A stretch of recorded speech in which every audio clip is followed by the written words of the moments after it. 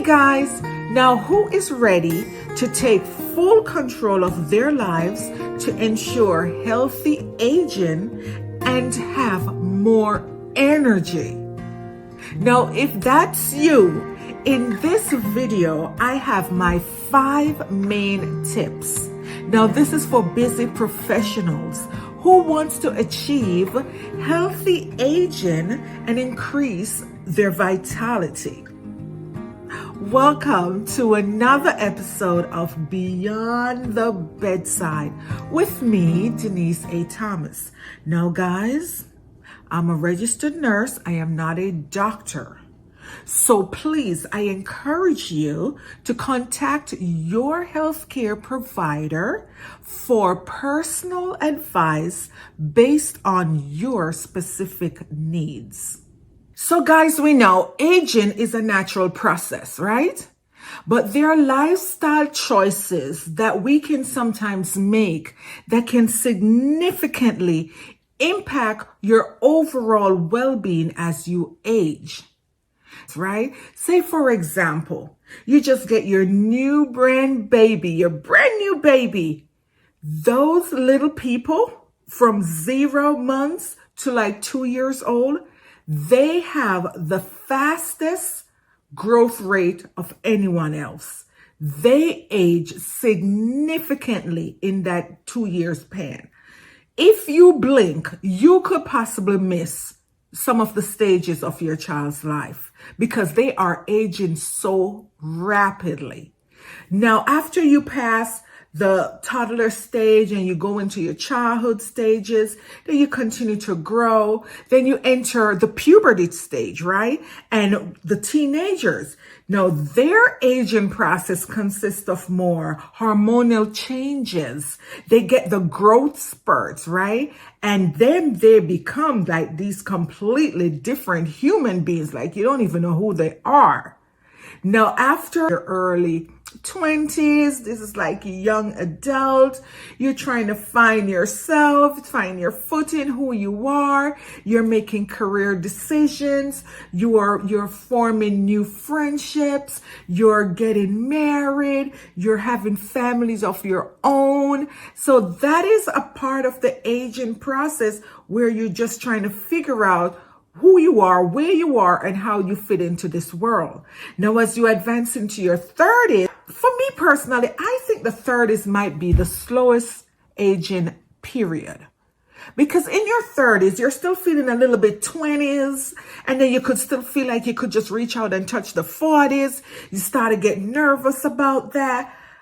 But for me, the 30s is like the slowest time. But once you jump over into the big 40, the big 40 to about the 60s, that span right there, that's when some big changes occur, honey. 40s to the 60s is not as rapid as the baby stage, but you're getting a lot of changes, like your body composition start to change. You start to see the wrinkles, the laugh lines. You start to see the crow's feet. You start to see the gray hair. You just start to change a lot physically. And you're like, oh my God. At some point you start to get all uncomfortable with yourself because you don't even know who this is, because you're starting to look different. And this is all a natural process in the aging cycle, okay? Now, after you hit into the 60s and you start to go 65 and beyond, then you're going into your senior ages now. And now you're getting more comfortable with who you are. But at this stage, if you're not careful, you're getting cognitive decline and more physical decline where you can't do as much as you used to, right? But now, with my 5 tips, I'm going to talk to you more about how you can approach this aging process, because we all have to age. We've been aging since the time we were born, people. From day one, we have been aging. But we didn't stop to notice until the physical real changes started happening between our 40s and our 60s, right? So, okay. The first step is sleep. Yes, sleep. You have to go to bed. Please, you have to get some sleep. This is how you're going to ensure healthy aging for vitality and having more energy, okay? Oftentimes I'll hear people say, girl, I only got 2 hours sleep. Who are you impressed with that 2 hours sleep? This is not a badge of honor to be bragging that you only had a little bit of sleep. We need to sleep. Your body needs to rest, to recuperate, to re-energize, to rebuild. 2 hours of sleep is not gonna cut it. You need at least 7 to 9 hours of nighttime sleep. Okay? Nighttime sleep. Working the night shift, you gotta have period of times where you cut off the nights and go to the days for a little while to just get your body to stabilize. Please do not skip on your sleep. You need to rest. Go to bed. Some of us sit up too late at night and we complain that we can't get enough sleep. Why are we still up at 11, 12, 1 o'clock? What are you doing? Go to bed. Thank you. Tip number 2, our eating habits. Oh boy, we are sick of hearing that. I think that is I don't know, man. That is our biggest challenge as adults. Our eating habits. We need to change our eating habits. Habits are hard, but we have to consciously try to improve on how we eat, when we eat, where we eat, and what we eat. I implore you, please, once your babies start to eat solid food, please introduce them to having vegetables. Because this is where us as adults are lacking. We are not having enough vegetables in our diet. Tip number 3, regular physical exercise. Everybody needs this throughout their entire life cycle. When the kids, they're running around, jumping around, they're using their body weight to gain more strength and build their muscle mass. As older adults, we have to continue with this running around and jumping around. This is not just for kids.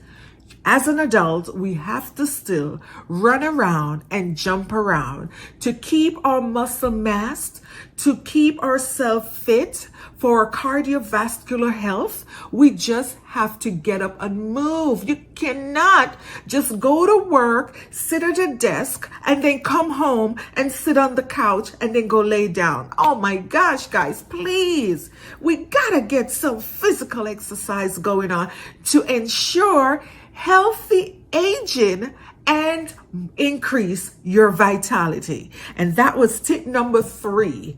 Tip number 4 is stress management. Stress is inevitable. We all gonna face some type of stress at some time or the other. It's the chronic stress that is the problem. You cannot be going day after day, stressed out. Whether it's the kids, whether it's the job, whether it's the spouse, whether it's the family members, whether it's the friends, you just gotta cut that stress off. You gotta learn how to manage your stress. You gotta know when to hold, when to fold, when to walk away. This stress, this chronic stress, builds up inflammation in your body and it will age you. So you gotta manage that stress. Tip number 5, and now this is the final tip. You have to have social connections. You must keep in touch. And that is why when we had the pandemic, so many people suffer from mental health issues because they were isolated. Isolation will age you. Isolation will put more stress on you. Isolation will affect your mental well-being. So you have to find people that you can connect with, that you can hang out with, and just have a good time. Whether you're going to church or you're going out to eat or wherever you choose to go. But you must incorporate some social connection for healthy aging and vitality. Okay, guys. So as we age, I implore you to just embrace who you are.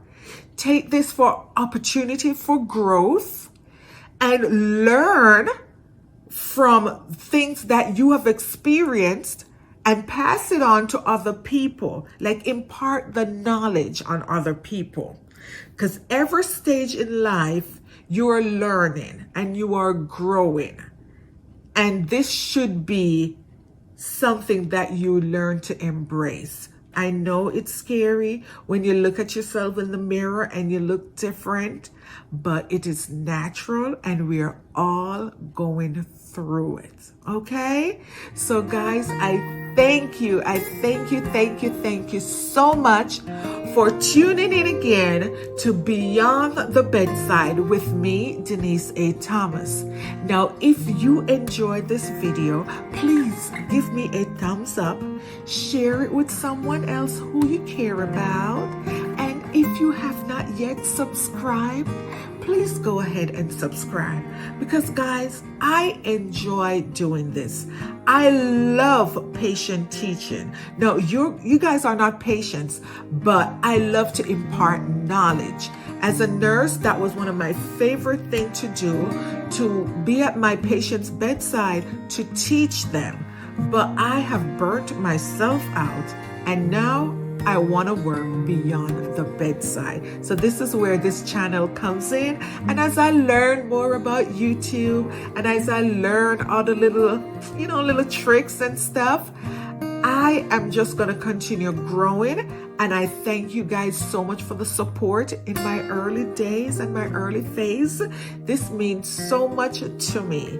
So thank you again for tuning in, and I'll see you soon on another episode of Beyond the Bedside. Ta-ta.